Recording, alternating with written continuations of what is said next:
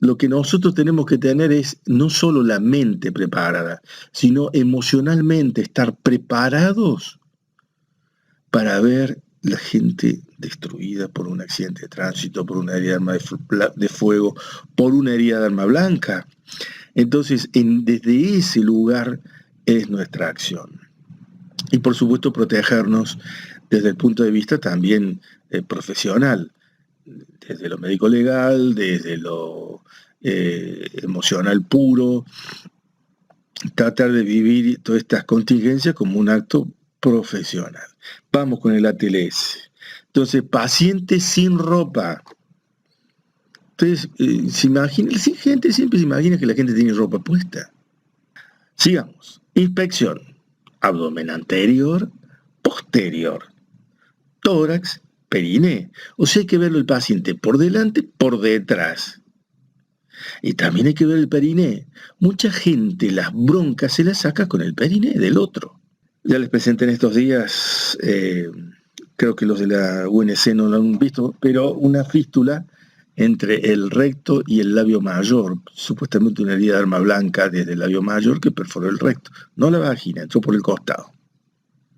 Iba materia fecal por el labio mayor. Entonces, cuello, orificios de la cabeza, o sea, fíjense, los ojos, ¿qué tienen?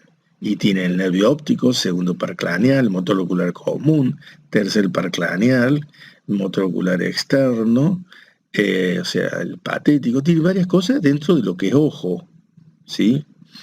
En boca tendrán glosofaríngeo, en oído tienen el acústico, ¿sí? Entonces cada uno de los orificios nos van a dar un indicio de lo que puede haber pasado. Porque vamos a hablar de traumatismo de abdomen, pero si el paciente tiene una otorragia, además del traumatismo de abdomen, lo que tiene es un traumatismo de cráneo. ¿Se dan cuenta?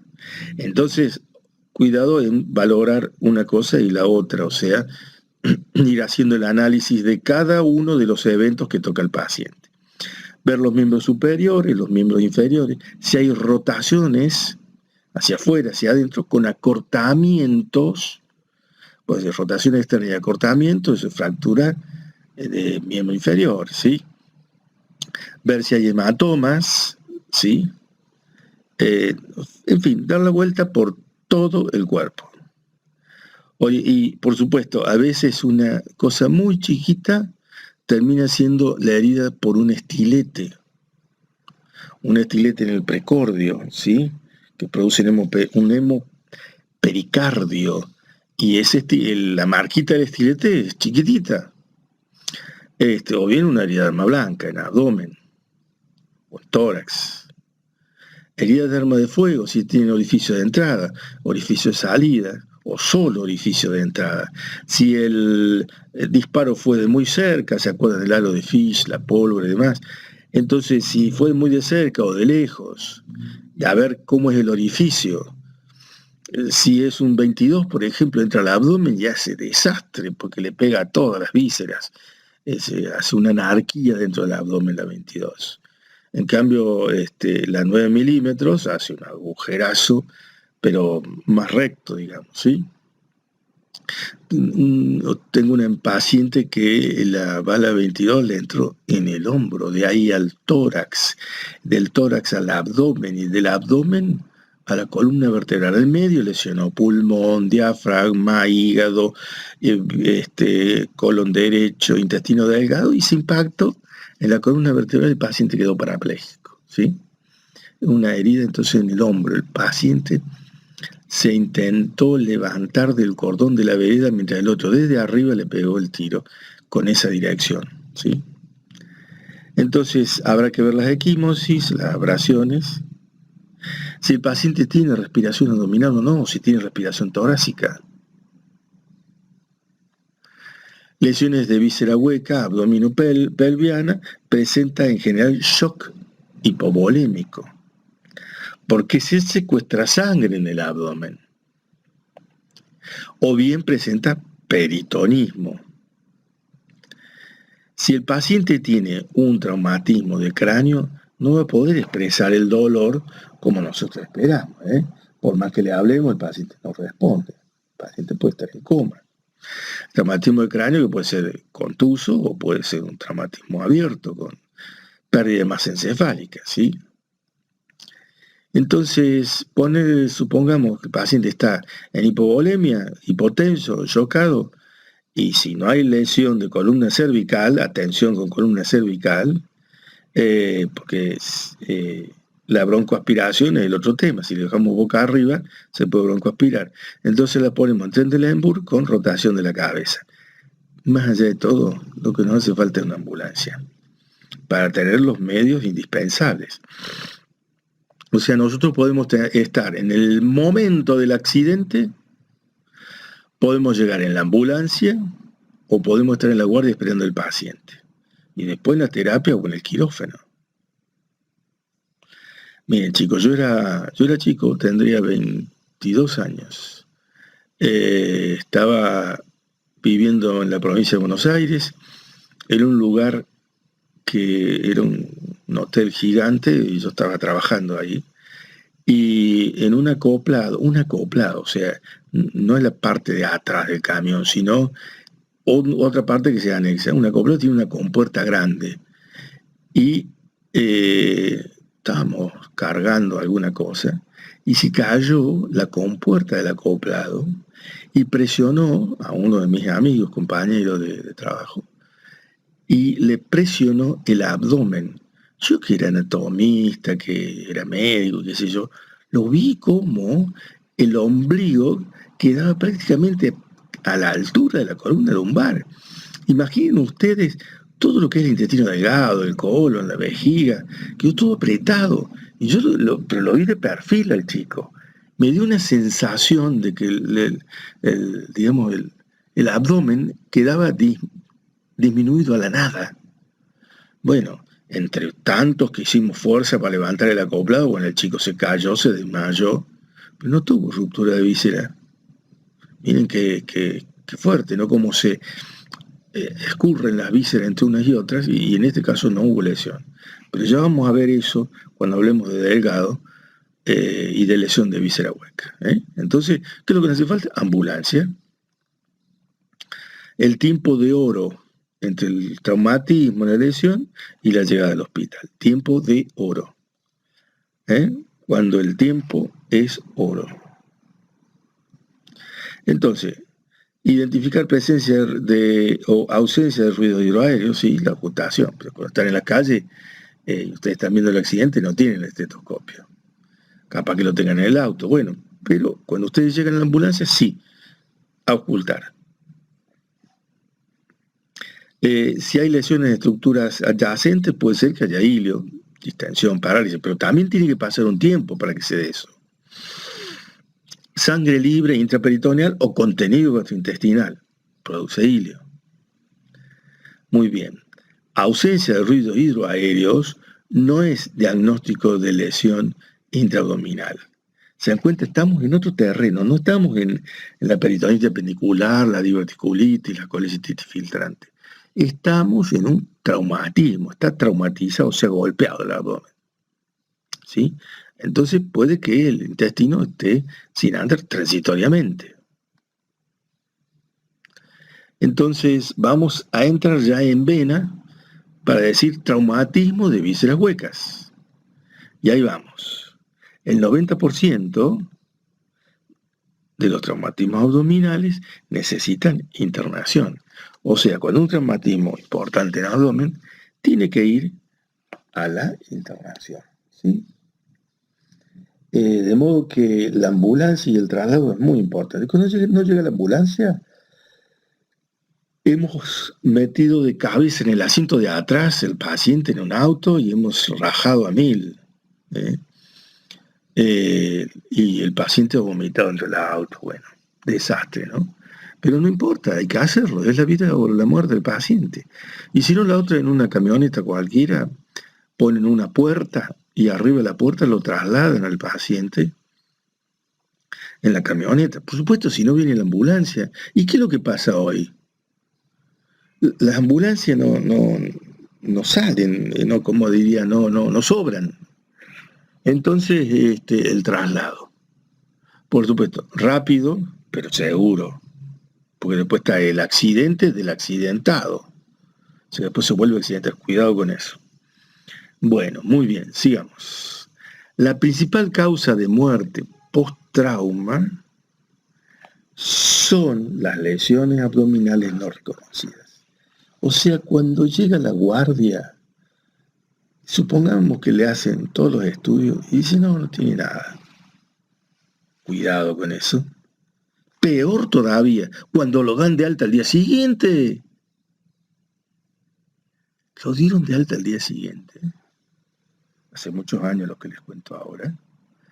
El paciente fue a la casa y se enclavó. ¿Se acuerdan del periodo lúcido de Dandy? Traumatismo de cráneo. El paciente se dio de alta. Quien firmó el alta quedó imputado de homicidio culposo. Entonces, no se apuren para dar el alta. Porque las lesiones abdominales no reconocidas son causa de muerte. ¿Dónde? Duodeno cara posterior. Entonces ocultar, perder tiempo, quedarse, repasar, volver a mirar, ver si hay midriasis, no hay midriasis, si hay miosis, cómo están las pupilas entonces, cómo están las conjuntivas, la boca, si el paciente no tiene secreciones en la boca y se broncoaspira, cómo está la vía aérea y seguimos bajando, o sea, aire, hemorragia, ver cómo está la frecuencia, la función cardíaca, ¿sí?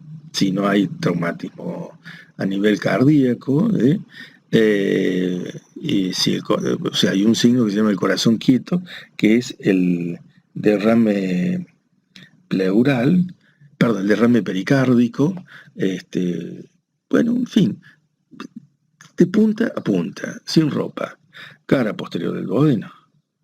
Ahí está el problema. Lesiones de víscera hueca, abdomen pelviana, presenta hipovolemia y o peritonismo. O sea, porque nosotros vamos a hacer el análisis de las cuestiones vinculadas a víscera hueca, después a víscera maciza. Pero el paciente cuando viene, viene con una mezcla de cosas. Espere que corrijo acá una cosa. Aquí es COVID con D, no con C. COVID, C-O-V-I-D. Perdón, es otro lío simultáneamente. Entonces, lesiones de víscera maciza y hueca pueden venir concomitantes, ¿sí? Causas endoluminales, traumatismos endoscópicos, esófago, esclerosis, hemostasia, o sea, por ejemplo, varices esofágicas. Ustedes le hacen la hemostasia al sangrado y al hacer la hemostasia puede haber una perforación. Imaginen que ustedes tienen un paciente con una calasia, falta de relajación del esfínter esofágico inferior. Le pasan una bujía dilatadora y se rompe el esófago. Otra situación, toman biopsia de un cáncer de esófago, toman otra biopsia, sangra, esperan, se quedan con duda, toman otra biopsia y se perfora el estómago, ¿sí? El esófago o el estómago también puede ser. Entonces, esclerosis, dilatación, biopsias. Hace muchísimos años, una de las primeras perforaciones por cáncer gástrico la vi después de una biopsia repetida de un cáncer gástrico. Entonces, miren, lo de arriba es un dilatador endoscópico de balón hidrostático, o sea, ustedes lo meten desinflado, lo inflan. Esta es la cabecita del endoscopio, esto. Esta entonces es el dilatador, esto es un globito, se infla de afuera y eso dilata el esófago. Esto se llama el Savary. Dilatadores de polivinilo de Savary son unas bujías que penetran a través de la estenosis esofágica, hacen la dilatación y van cambiando de bujía hasta que se logra la dilatación. Esto se hace en acalasia. Y estas son las piezas de biopsia, qué maravilla, miren lo que es chiquitita, pero muerde fantástico. Cada apertura de la mordida mide 4 milímetros. ¿eh? Y aquí, por ejemplo, tenemos la perforación de esófago, que hace aparecer aire en el mediastino y hace aparecer sangrado, que puede ser hacia el mediastino, puede ser hacia el peritoneo, también hacia la cavidad abdominal. Pregunta de examen. Cuando el esófago abdominal existe, está cubierto el peritoneo, si se perfora, bueno, puede perforarse el abdomen o puede perforarse el tórax, ¿sí? Radiología contrastada de colon por aumento de la presión, 1 de cada 5.000 colon por enema puede tener perforación. Este era uno de los problemas que había hace muchos años, que era la perforación de colon. Y entonces, cuando se hacía el colon por enema, era que había que hacerlo a baja presión.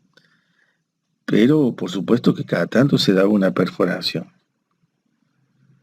De modo que, entonces, radiología del colon por aumento de la presión, 1 de cada 5.000.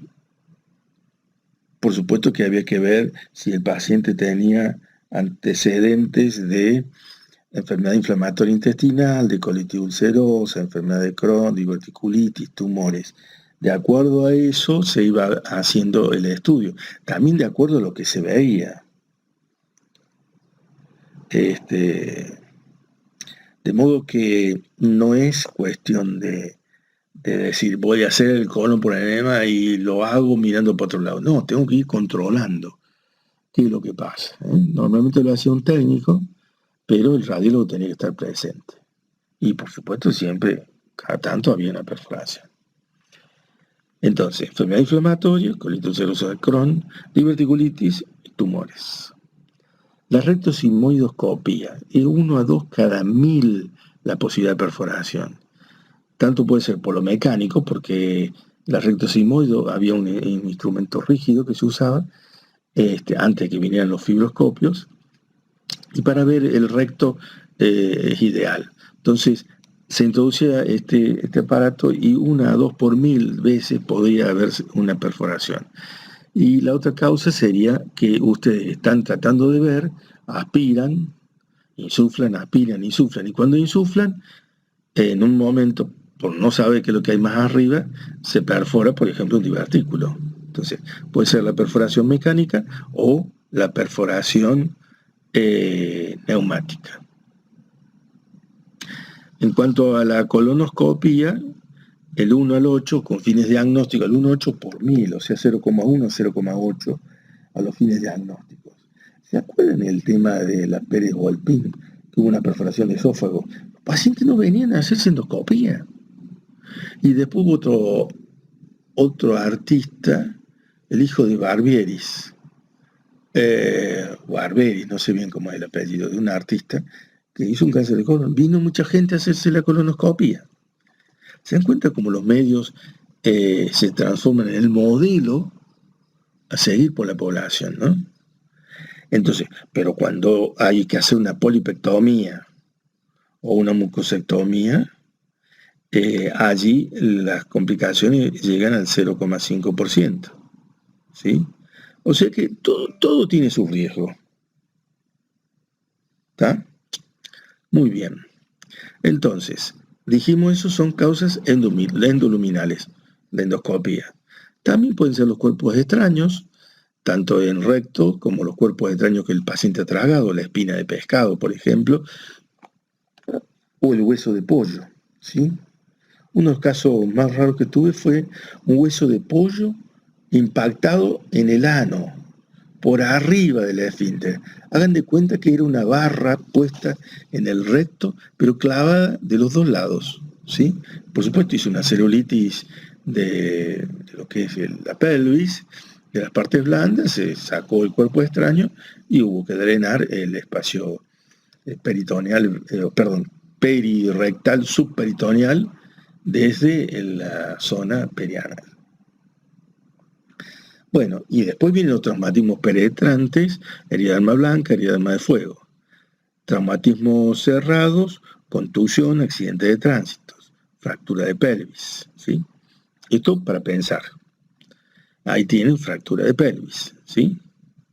Y esta fractura de pelvis, ¿saben lo que tienen? Tienen una gran cantidad, se colecciona sangre, muchísimo. El paciente está súper hipovolémico cuando hay una lesión aquí de pelvis.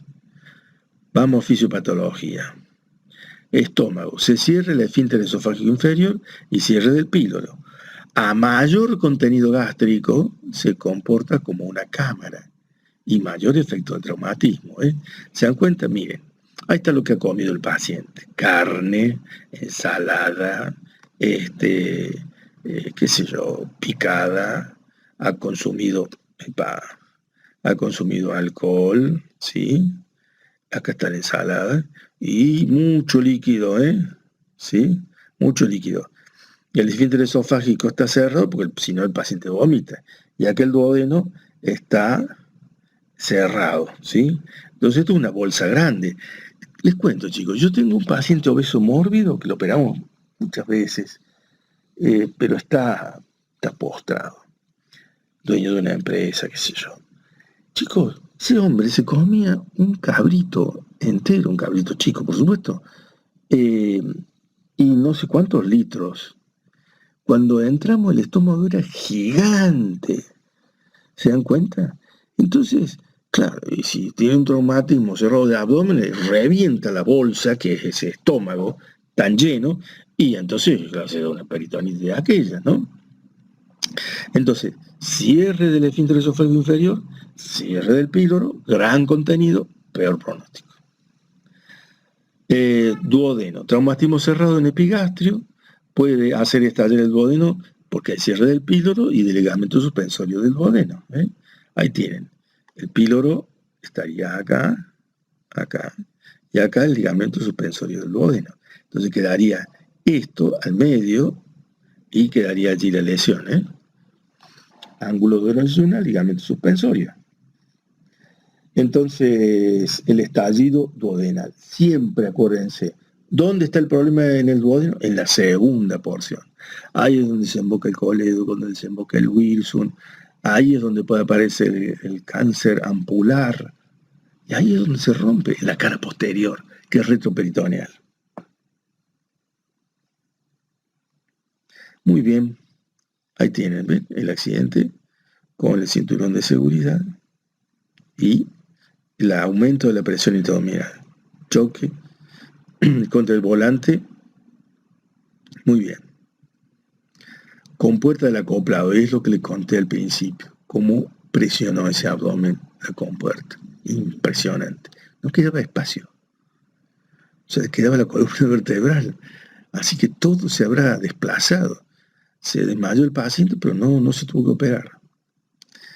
Bueno, intestino delgado. La desaceleración brusca, la fijación proximal y distal, la presencia de bridas, son las condiciones para el desgarro o el estallido del delgado. Entonces para pensar el delgado, si viene un paciente que tiene una cicatriz laparotómica o laparoscópica, una cicatriz, piense que puede haber una brida. Y si hay una brida, puede haber ruptura del intestino. Así que el concepto es bridas para lesión de delgado, ¿sí?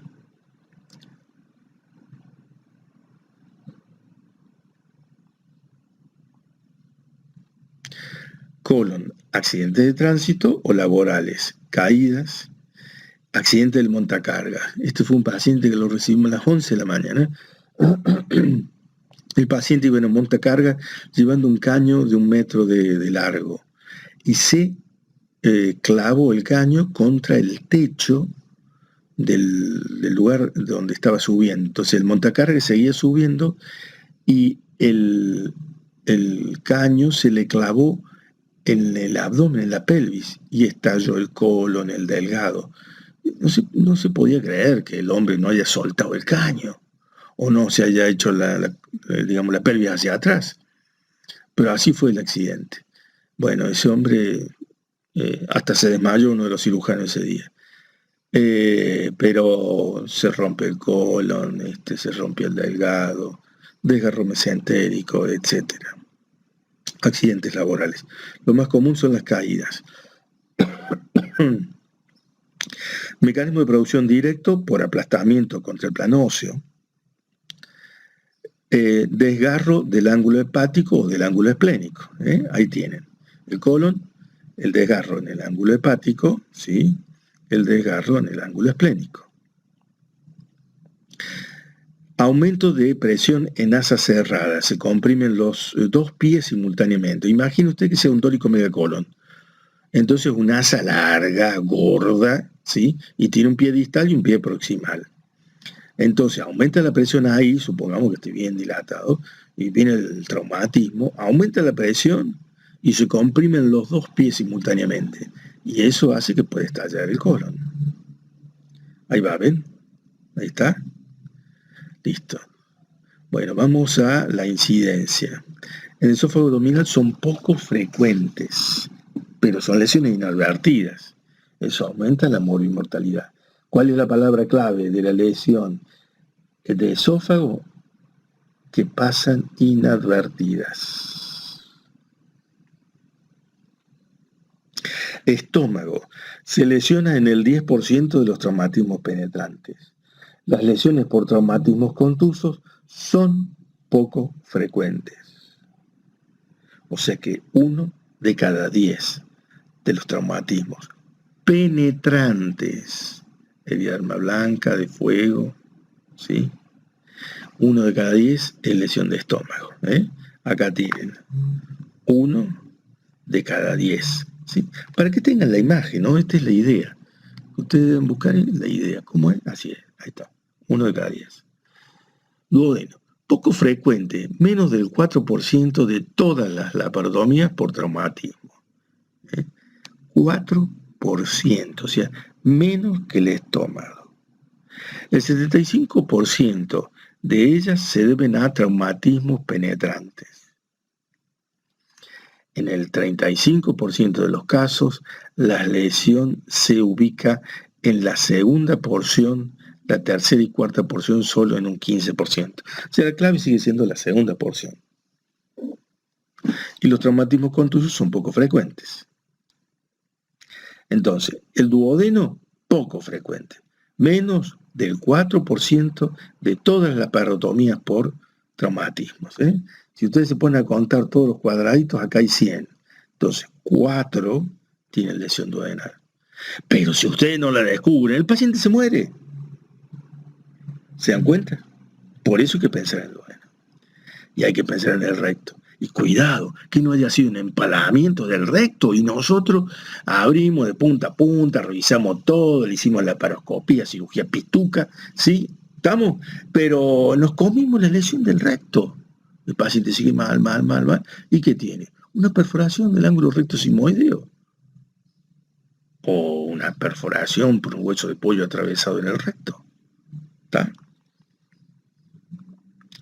Intestino delgado. Traumatismo penetrante es la más frecuente de las lesiones de víscera hueca lesionada. ¿Por qué? Porque el delgado es largo, es grande, está por todos lados, ¿sí?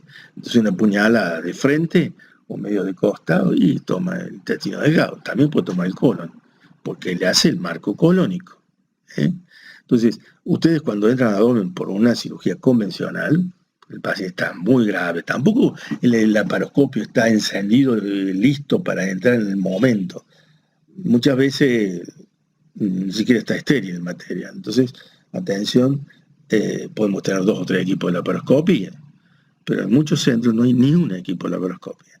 Entonces, lo que se aconsejaba era incisión sifopúbica y empezar, por supuesto, poner 4 compresas en cada uno de los ángulos, porque acá hay hemoperitoneo, puede haber verterse el contenido intestinal dentro de la cavidad, entonces hay que lavar, aspirar, y ponemos una compresa en el hígado, otra en el vaso, otra en la fosa ilíaca derecha, en la fosa ilíaca izquierda y en el Douglas.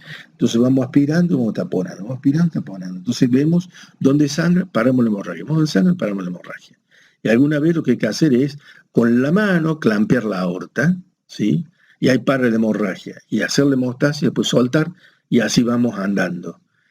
Maniobra clave que solía hacer, que salvaba la vida del paciente. ¿eh? Entonces a veces ustedes abren el abdomen y es tanta la cantidad de sangre, materia fecal, jugo intestinal, olor, no materia fecal, sino a paciente que ha comido alcohol, imaginen, más ácido gástrico, más, qué sé yo, jugo pancreático, es un olor característico. A plena madrugada y abrimos el paciente de punta a punta. Y después de lavar, aspirar, hay que hacer el desarmado de la cavidad abdominal. Entonces, por ejemplo, empezamos del ángulo hepático del colon.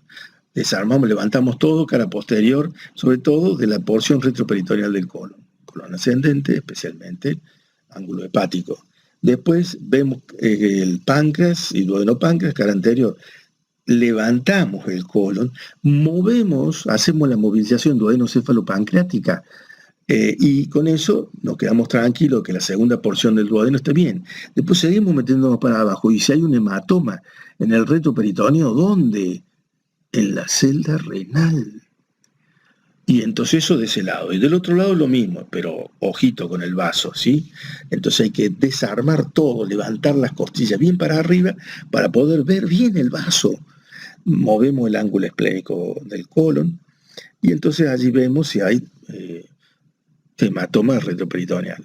Y lo mismo hacia abajo. O sea que había que desarmar el abdomen. ¿Cuánto se demoraba en desarmar el abdomen? Unos minutos. Porque esto eran maniobras muy rápidas y estandarizadas. ¿Sí? Por supuesto que el problema era cuando un paciente estaba operado varias veces y tenía muchas bridas. Por supuesto, un paciente obeso mórbido era dificilísimo. Pero esa es la cuestión. Hay que estar preparado con las herramientas en la mano y con la cabeza bien preparada para hacer una gran incisión, para tener que hacer una pericardiocentesis, porque hay un taponamiento cardíaco simultáneo, hacer un avenamiento pleural, porque hay un hemotórax, ¿sí? Entonces, es así la cirugía de urgencia. Por supuesto que es apasionante, pero ustedes acuérdense qué es lo que nos pasa a nosotros con el cortisol. De la homeostasis, sube el cortisol con el estrés, baja después y llegamos al equilibrio. Pero en un servicio de superurgencia como era el hospital, como es el hospital de urgencia, el cortisol sube, no alcanza a bajar, vuelve a entrar otro caso, vuelve a subir, y otro caso, y otra situación, y entonces entramos en alostasis. Cortisol, diabetes, hipertensión, obesidad, etc. El CRH, adrenalina, noradrenalina, ¿sí? ¿Está? Y hay un dato muy interesante que es la aparición de cáncer y estrés. Otro día charlamos de eso. Muy bien, entonces intestino delgado, traumatismo penetrante, es la más frecuente de las lesiones de víscera hueca lesionadas. Traumatismo contuso ocupa el cuarto lugar después de vaso, hígado, riñón. Ustedes saben que yo he visto más hígado que vaso, pero ha sido mi experiencia, ¿no? Traumatismo penetrante de abdomen en colon es el segundo órgano afectado. ¿Por qué? ¿Y por qué es el marco colónico? Traumatismo contuso es raro. Recto extraperitoneal, que sería la primera partecita del recto, en el 35% de los traumatismos penetrantes por arma de fuego. El proyectil entra por línea media, lesiona el recto y grandes vasos. Entre estos, la lesión de la vena cava es tremenda. O la lesión de las ilíacas. Recto extraperitoneal, o sea, el recto más bajo, segundo tercio y el tercio más inferior, el tercio medio e inferior del recto. Traumatismo contuso con fractura de pelvis, con fragmentos óseos que lesionan el recto. Ahí está. Y un gran hematoma pelviano. Y el otro es el empalamiento. Da la sensación, chicos, que con el tema del empalamiento, que como que volvemos, no digo a la época de las cavernas, antes de las cavernas, con perdón de las cavernas. Bueno, lesión de víscera hueca, manifestaciones clínicas. Hemoperitoneo, shock hipovolémico. Reacción peritoneal, inicialmente química y luego bacteriana. Si hay lesión de órgano macizo, predomina el hemoperitoneo. Si hay lesión de ruptura de víscera hueca, habrá más peritonismo. El tema es cuando llega el paciente, ¿cómo nos damos cuenta? Entonces, ruptura de víscera maciza, hemoperitoneo. El paciente está pálido, con piloerección, una frecuencia cardíaca, un pulso filiforme. El pulso le hace pa, pa, pa, pa, pa, pa, pa, pa, pa. Se dan cuenta que no tiene sangre. Entonces, poner una vía central inmediatamente. Si se puede sondar nasogástica, sonda vesical, pero cuidado, puede haber el traumatismo pelviano, haber roto la continuidad de la vía urinaria. ¿Tá? Ruptura de víscera hueca, peritonismo. Muy bien. Lesión de víscera hueca, perforación de cara posterior del duodeno, produce una retroperitonitis con sepsis y sin diagnóstico. Mayor morbilidad y mortalidad del paciente que presenta entonces una lesión de la cara posterior del duodeno. Y es insospechada esa lesión. ¿Cuál es el asunto? Que ustedes de acá van a salir siempre pensando en la segunda porción del duodeno, cara posterior. Van a salir de acá pensando que el colon ascendente y el descendente, por su carácter retroperitoneal, pueden tener lesión y la seguimos pensando. Lo mismo que el recto extraperitoneal, tercio medio inferior del recto. Entonces, segunda porción del duodeno, cara posterior, se puede lesionar, producir una retroperitonitis. ¿Cómo se presenta el paciente? El paciente se presenta con una sepsis, o sea, tiene un SIRS, un síndrome de respuesta inflamatoria sistémica, y además tiene un foco. Pero no tenemos mucha evidencia de dónde está el foco. Por supuesto que una tomografía enseguida lo sacamos, y si le damos medio de contraste oral, enseguida vamos a ver que el medio de contraste se ha ido de la luz del tubo digestivo. ¿Esto qué quiere decir? Esto quiere decir que se ha roto el duodeno. ¿Qué lugar? Segunda porción, cara posterior. ¿Sí? Muy bien. Seguimos entonces. Ahí está el duodeno dado vuelta. ¿Se dan cuenta? El duodeno visto al revés. Entonces, ahí tenemos la lesión, el estallido. Y la sepsis. Recto extraperitoneal. Cuadro clínico solapado, sin reacción peritoneal, proctorragia, tiene pujo.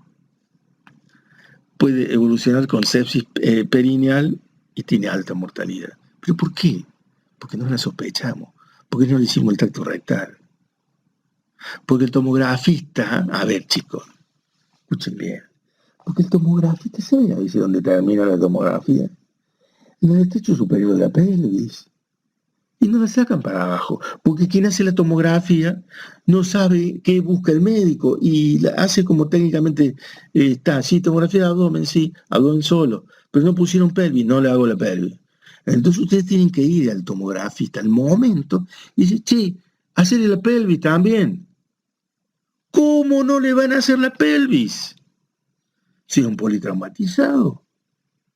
¿Se dan cuenta? Entonces hay que ver el recto extraperitoneal.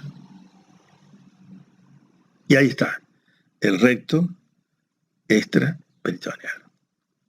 Entonces puede haber una lesión ahí, puede retraerse, puede sangrar, ¿sí? Entonces foco más SIRS. El tema es dónde está el foco. Esa es la cuestión cuando está la ruptura del duodeno cara posterior, o cuando está el colon retroperitoneal, o cuando está el recto lesionado extraperitoneal. ¿Cuál es el foco?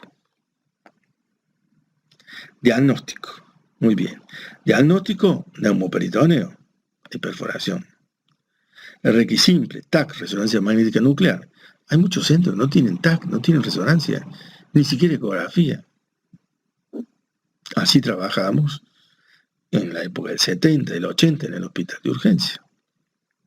Se decía que el médico tenía un ojo en la mano, entonces había que ver con la mano, ¿sí?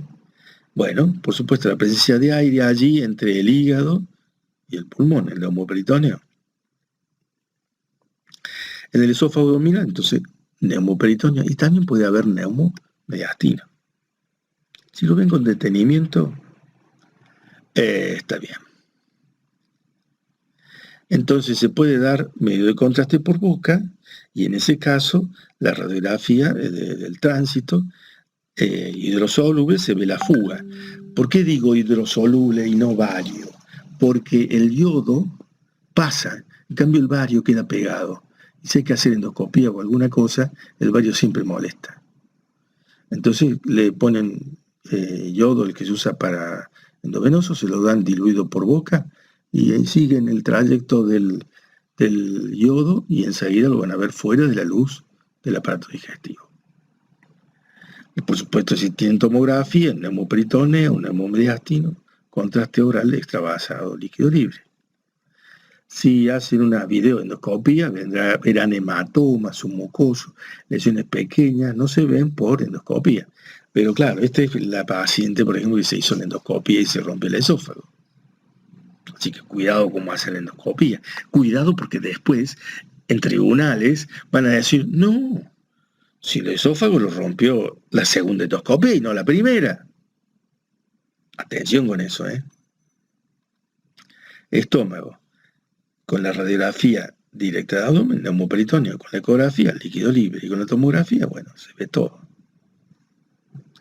Y si hay contraste, se lo ve fuera del estómago. ¿Eh? El líquido libre, acá tienen. Eso es líquido libre, ahí hay todo eso. Epa. Bueno, muy bien. Duodeno, TAC con contraste oral y endovenoso, se lo ve fuera del estómago y del duodeno. Ahí está. Intestino delgado, ecografía, líquido libre en cavidad, TAC con contraste oral y endovenoso, se lo ve fuera del delgado o los hematomas. ¿Sí? Ahí tienen, miren, esto es líquido fuera del tubo. Ven cómo no tiene límites claros. Esto es el medio de contraste que está fuera. Y acá miren el neumoperitoneo que hay. Qué bárbaro, ¿no? Eso es el abdomen timpánico. Por supuesto que no hay duda que se rompió una víscera hueca, pero acá le han dado el medio de contraste. Y le han dado un medio de contraste endovenoso y le han dado un medio de contraste oral. Porque se ve la aorta muy bien. Acá está la aorta. ¿Sí? Muy bien, sigamos. Colon. RX retroneumoperitoneo, o sea, cuando es el colon retroperitoneal. Y si hay cavidad libre, el neumoperitoneo. En la eco, líquido libre. En la TAC, con contraste oral y endovenoso, se verá también líquido libre. O se verá el neumoperitoneo. El asunto es que se vea algo fuera de la luz del tubo. Ahí tiene entonces la perforación del ángulo hepático y el ángulo esplénico. Pero sepan que esa porción es retroperitoneal. Esa porción es retroperitoneal. Y esa porción es retroperitoneal. Entonces, colon ascendente, colon descendente y recto. ¿Sí? Había un profe que decía colon ascendente, colon descendente. Pero ahí está la cuestión. Cara posterior de colon derecho o del descendente, ahí está el problema. A ver, hagamos un repaso para atrás. Miren, ciego es intraperitoneal, la mayoría del ciego. ¿Sí? Colon ascendente hay que despegarlo de atrás, ¿sí? Porque está cubierto por el peritoneo. ¿Sí? La cara anterior está cubierta. El descendente lo mismo. En cambio, el transverso es intraperitoneal. El sigmoide es intraperitoneal, ¿vieron? Esas asas gigantes.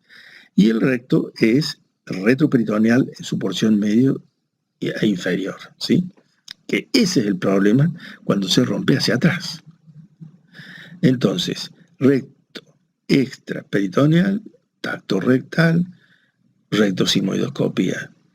Los dos métodos nos dan casi el 95% de diagnóstico de perforación. O sea, en el tacto rectal a veces uno se da un susto bárbaro. Porque ¿qué es lo que uno busca cuando hace el tacto rectal? Busca la próstata de referencia. ¿No está? ¿Escucharon? No está la próstata. ¿Viste el dedo? No está la próstata. Entonces hay lesiones urinaria. o meten el dedo y de pronto se va el dedo. No tiene límite. Por supuesto que hay que tener experiencia de hacer tacto rectal. Eso quiere decir que se ha roto la pared del intestino. Y si es hacia cara posterior, y van a ver allí un hueso de una fractura de pelvis, o la cara lateral también del recto, que está metido dentro de la luz. ¿Se dan cuenta?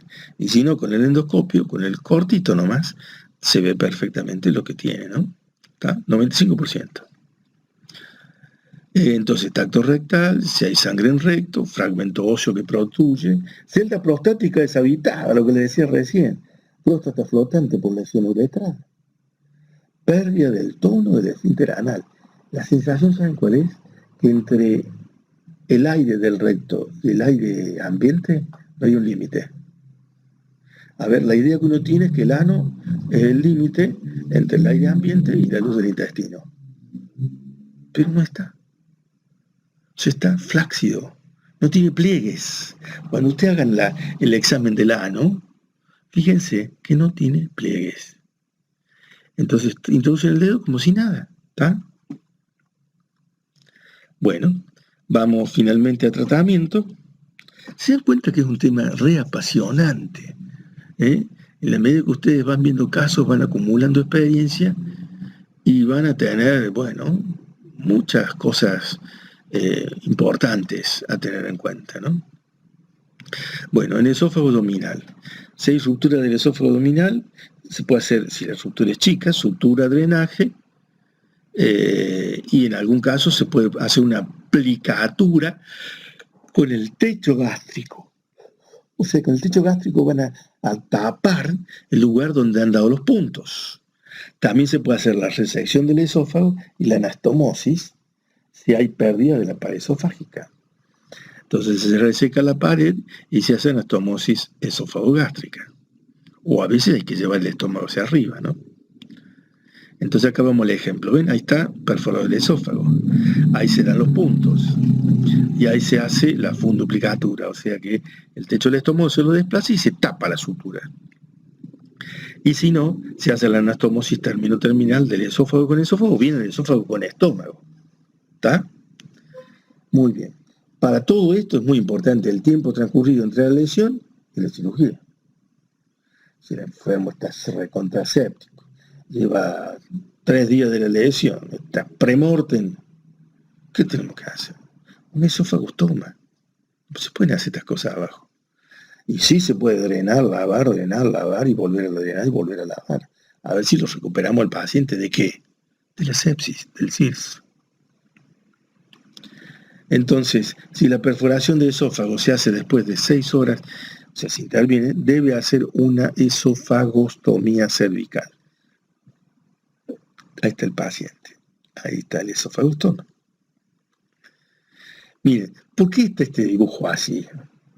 Porque el paciente cuando llega no está con sus gestos normales.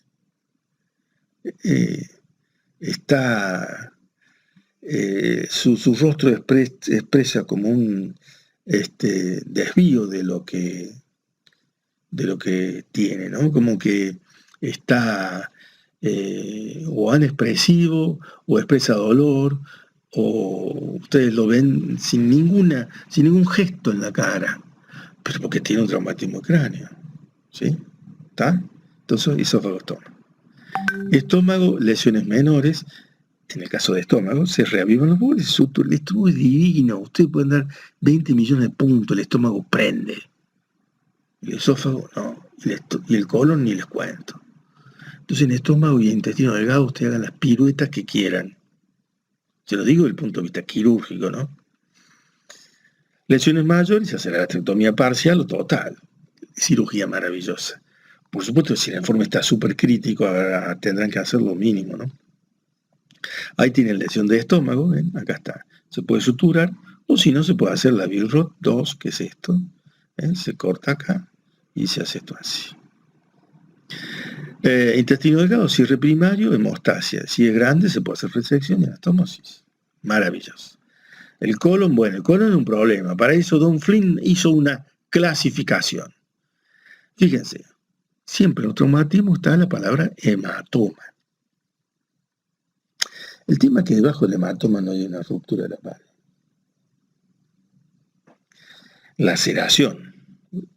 Laceración parcial del espesor de la pared, o sea, se ha roto parcialmente la pared, ¿sí? Imagine usted una casa, ¿qué ha pasado? Se ha roto la pared, el revoque fino, el revoque grueso y llegó al ladrillo. Eso es laceración parcial del espesor de la pared del recto. Laceración completa del espesor de la pared que afecta a menos del 50% de la circunferencia. O sea que nosotros, en la pared de la casa, ¿qué hicimos? Rompimos toda la pared. El aire de adentro de la habitación se conecta con el aire de la calle. Eso sería la laceración completa del espesor de la pared que afecta a menos del 50% de la superficie. O sea, ¿cuánto del recto? La mitad. Después, el grado 3 es la laceración completa del espesor de la pared que afecta el 50% de la circunferencia o más. Grado 4, laceración total del espesor de la pared con extensión al periné. ¿Sí? El caso de la fístula esa que les presenté sería extensión al periné más una herida del recto, pero que no llegaba al 50% de la pared.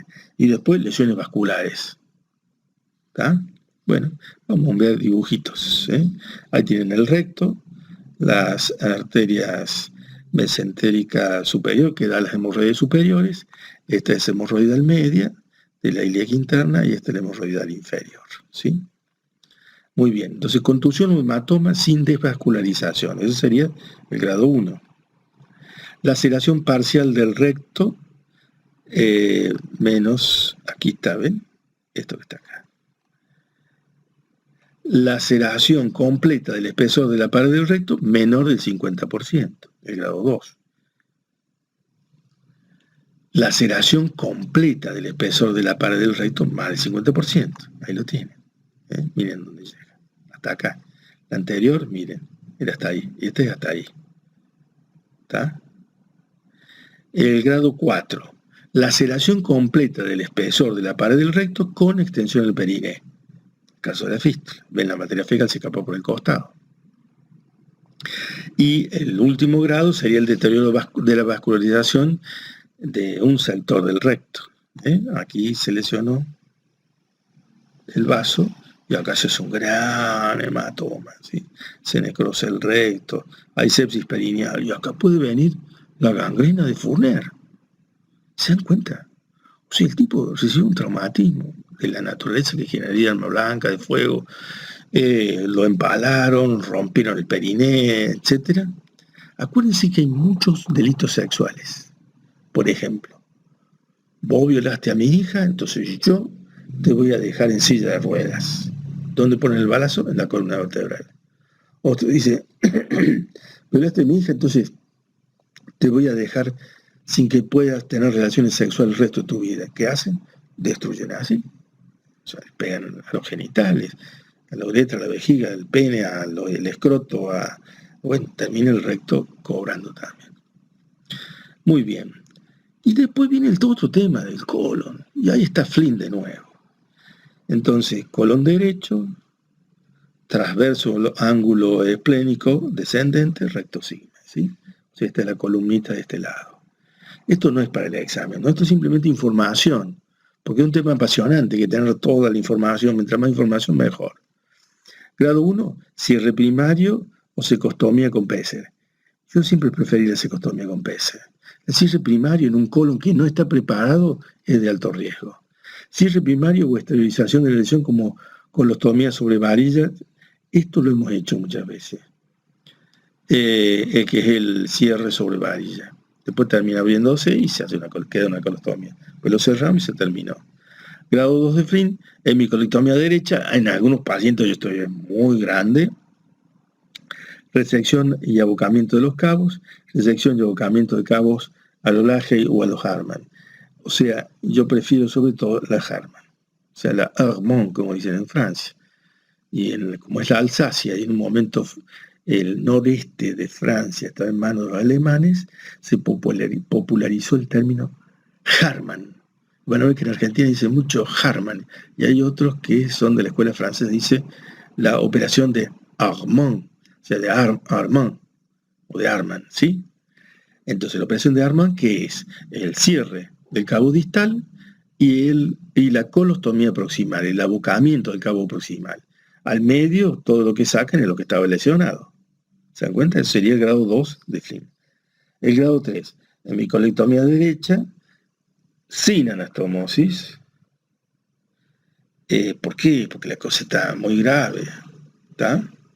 Entonces, digamos, la 2, ustedes se animan digamos, a hacer el abocamiento hacia afuera. Y en la 3 hay que hacerlo sí o sí, el abocamiento. O sea, por eso el colon es difícil, no es fácil. Muy bien. Copante el tema, muy interesante.